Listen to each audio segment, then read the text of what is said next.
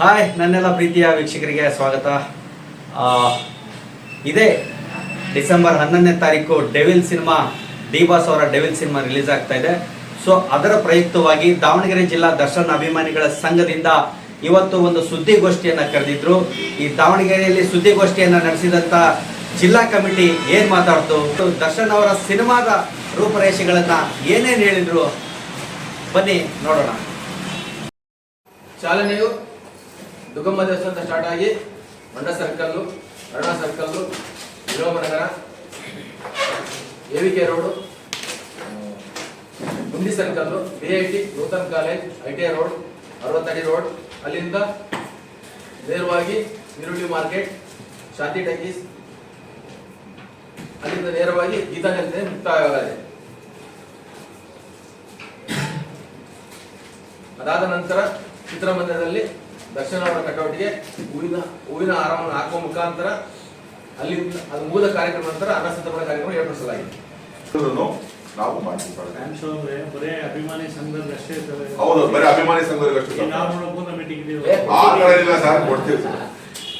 ಪ್ರಥಮ ಆದ್ಯತೆ ಅಭಿಮಾನಿಗಳಿಗೆ. ಅದು ಆ ಶೋ ಮಾಡ್ತೀವಿ ಸರ್. ಎಷ್ಟು ಆಟೋ ಬೈಕು ಸರ್? ಬೈಕ್ಗಳು 1,500 ಬೈಕ್ಗಳು, ನಿರೀಕ್ಷೆ ಇದೆ ಸರ್. 200 ಆಟೋ ಸೇರಿ, 200 ಆಟೋ, ಕಾರುಗಳು. ಏನ್ ಕೊಡೋದು ಸರ್? ಅದ್ರ ಬಗ್ಗೆ ಇನ್ನೊಂದು ವಿಚಾರ ಏನಪ್ಪಾ ಅಂತಂದ್ರೆ ಸರ್, ಈಗ ನಿಜವಾದ ಅಭಿಮಾನಿಗಳು ಯಾವ ಕೆಲಸ ಮಾಡಲ್ಲ ಸರ್. ಅಭಿಮಾನ ಅಂತೇಳಿ ಅವ್ರು ಹಾಕೊಂಡು ಈಗ ಎರಡು ಬೇರೆ ಚಿತ್ರನಟರಿಗೂ ಇರ್ತಕ್ಕಂಥ ಚಿತ್ರನಟರಿಗೂ ತಂದಿಕ್ಕೆ ಸುಮಾರು ಜನ ಮಾಡ್ತಾ ಇದಾರೆ. ಆ ಫೇಕ್ ಐಡಿಗಳು ಕ್ರಿಯೇಟ್ ಮಾಡ್ಕೊಂಡು ಅದು ನಿಮ್ಮ ಮಾಧ್ಯಮದಲ್ಲೇ ತೋರಿಸ್ಕೊಟ್ಟಿದ್ದಾರೆ ಸರ್. ನಿಮ್ಮ ಮಾಧ್ಯಮದವ್ರು ಹಿಡಿದಿದ್ದಾರೆ ರೆಡ್ ಹ್ಯಾಂಡ್ ಆಗಿ ಕೆಲವೊಂದು ಐಡಿಗಳು, ಫೇಕ್ ಐಡಿಗಳು ಅಂತೇಳಿ ನೀವುಗಳೇ ತೋರಿಸಿದ್ದೀರಾ. ಕ್ರಮ ಅದಕ್ಕೆ ತಕ್ಕಂತೆ ಲೆಟರ್ ಕೊಟ್ಟಿದ್ದೀವಿ ಸರ್, DC ಕೊಟ್ಟಿದ್ದೀವಿ, SP ಕೊಟ್ಟಿದ್ದೀವಿ ಸರ್. ಮಾಡಿಲ್ಲ, ನಿಮ್ಮ ದರ್ಶನ್ ಅಭಿಮಾನಿಗಳೇ ಮಾಡಿದ್ದಾರೆ. ಕೇಸ್ ಹಾಕಿದ್ರಲ್ಲ ರಮ್ಯ, ಕೇಸ್ ಹಾಕಿದಾಗ ಸಿಕ್ಕಿದ್ದು ದರ್ಶನ್ ಅಭಿಮಾನಿಗಳು. ಅದು ಅವ್ರು ಸಂಘದವರೇ, ಬೇರೆ ಯಾರಲ್ಲ ಸರ್. ಈಗ ಸಂಘದವರೇ ಇದ್ರು, ಸಂಘದವ್ರ ಜೊತೆಗಿದ್ದ ಬೇರೆ ಸಂಘದವ್ರ ಹತ್ರ ಹಿಡಿದು ಕಂಪ್ಲೇಂಟ್ ಆಗಿದೆಯಲ್ಲ ಸರ್. ಬೇರೆ ಅಭಿಮಾನಿಗಳು ಸೇರ್ಕೊಂಡೆ ಮಾಡಿರೋದು ಅಂತ. ಬೇರೆ ಅಭಿಮಾನಿಗಳಲ್ಲ, ದರ್ಶನ್ ಅಭಿಮಾನಿಗಳೇ ಮಾಡಿದ್ದು ಅಂತ ಸರ್. ದರ್ಶನ್ ಅಭಿಮಾನಿಗಳು ಅಷ್ಟೇ ಮಾಡಿದಾರೆ ಅಂತ ಹೇಳಿ ಫಸ್ಟ್ ಕಂಪ್ಲೇಂಟ್ ಆಯ್ತು ಸರ್. ಜೊತೆಗೆ ಬೇರೆ ಕಿಡಿಗಳು ಸೇರ್ ಮಾಡಿದಾರೆ ಅಂತ ಹೇಳಿ ಅವ್ರಿಗೂ ಅರೆಸ್ಟ್ ಮಾಡಿದಾರೆ ಸರ್. ಅವ್ರು ಸಿಕ್ಕಲ್ಲ ಸರ್. 7 ಜನ ಬೇರೆ ಕಮಿಷನರ್ ಆಫೀಸ್ ಕೇಳ್ತಾರೆ ಕೇಸ್ ತಗೊಂಡೆ ಮಾಡಿ ಎಲ್ಲ ಮಾಡಿದ್ರೆ ನಮಗೆ ಕೇಸ್ ಸರ್. ನ್ಯೂಸ್ಗಳು ಯಾರು ನಂಬೇಕು ಯಾರು ಗೊತ್ತಾಗಲ್ಲ ಸರ್. ನೀವು ಒಂದು ಹೇಳಿದ್ರೆ ಇನ್ನೊಬ್ರು ಒಂದು ಹೇಳ್ತಾರೆ. ಅವರೇ ನಾನು ಹೇಳಿದ್ದಲ್ಲ, ಅವ್ರೇ ನೀವು ಹೇಳ್ತಾರೆ ಸರ್. ಈಗ ನಮಗೆ ಇನ್ನೊಂಥರ ಹೇಳ್ತಾರೆ ಸರ್. ಯಾರು ನಾವು ಹೇಳಿದ್ದಲ್ಲ, ರಮ್ಯಾನ ಹೇಳಿದ್ದು. ನಿಮಗೆ ಹೇಳಿದ್ರು ಸರ್? ಟಿವಿ ಹೇಳಿದಲ್ಲ, ಸೋಷಿಯಲ್ ಮೀಡಿಯಾದಲ್ಲೇ ಹೇಳಿದ. ನಿಮಗೂ ಹೇಳಿಲ್ಲ, ನಮಗೂ ಹೇಳಿಲ್ಲ. ನಮಗೂ ಹೊರಗಡೆಯಿಂದ ಬಂದು ಮಾಹಿತಿ ಇದೆ ಸರ್. ನಿಮಗೆ ಹೆಂಗ್ ಬಂತು ಹಂಗ ನಮಗ್ ಬಂದು ಮಾಹಿತಿ ಅಲ್ಲಿ ಇದ್ರಲ್ಲೇ ಬಂದು ಅವರು ಸೋಷಿಯಲ್ ಮೀಡಿಯಾ ಅವರೇ ಹೇಳಿದ್ದಾರೆ. ಬೇರೆ ಯಾರು ಹೇಳಿದ್ರು ನಂಬ್ತಿರ್ಲಿಲ್ಲ, ನೀವು ಹೇಳಿದ್ರು ನಂಬ್ತಿರ್ಲಿಲ್ಲ, ನಾನು ಹೇಳಿದ್ರು ನಂಬ್ತಿರ್ಲಿಲ್ಲ.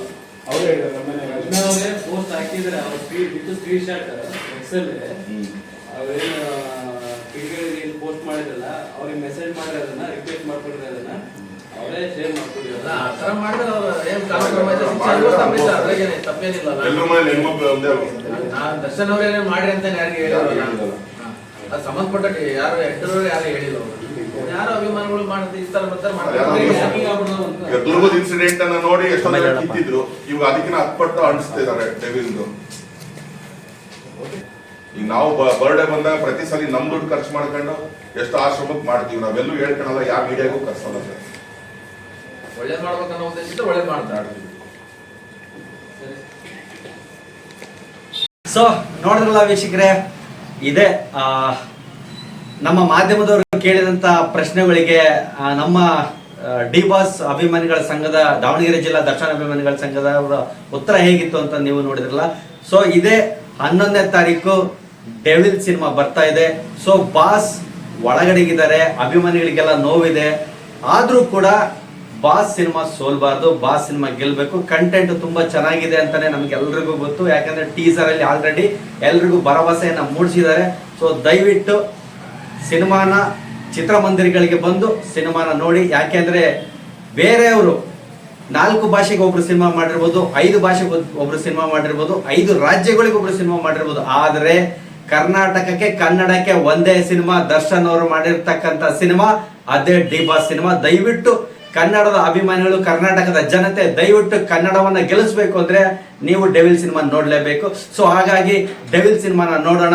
ನಾನು ಅಜಯ್ ಸಾರಥಿ.